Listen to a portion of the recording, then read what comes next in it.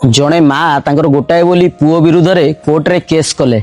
जज पचारे कौन तुम पुओ तुमको हैरान हरकत करुच्ची कि?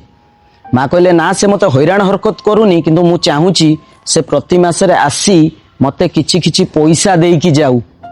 तो जज कहले ये तो तुम अधिकार केस करिवार कौन अच्छी?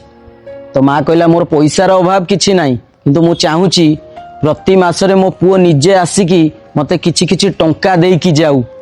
तो जज कहले तुमर पैसार आवश्यकता नहीं तापर भी तुम एभलिया केस करिच। तो माँ कहले मो पुओ को थरे डका जाऊ, मो पुओ आसिले आपण छाँ जानी परिबे। तो नेक्स्ट डेट रे पुओ को डका गला। जज कहले तुम माँ केस करचंती जे तुम प्रति मासरे आसी तांको किछि किछि टंका देकी जाओ। पुओ कहला मो मार पैसार कौन अभाव, सी मो नारे कौन पाई एमती केस कला? जज कहले सेटा तुम मार इच्छा।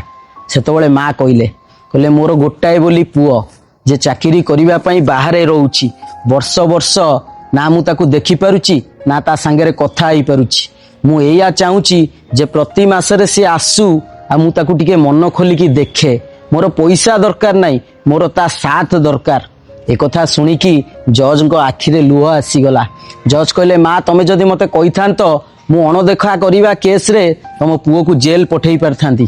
माँ कहले सेटा आइतले मते हाउडी कष्ट होइतांता, कारण गोटे माँ केबे भी चाहे ना ता पुओ को किछि कष्ट हो कि ता पुओ किछि असुविधा रे पड़ू। सत कहबे माँ माने केबे एमती चाहि परिबे?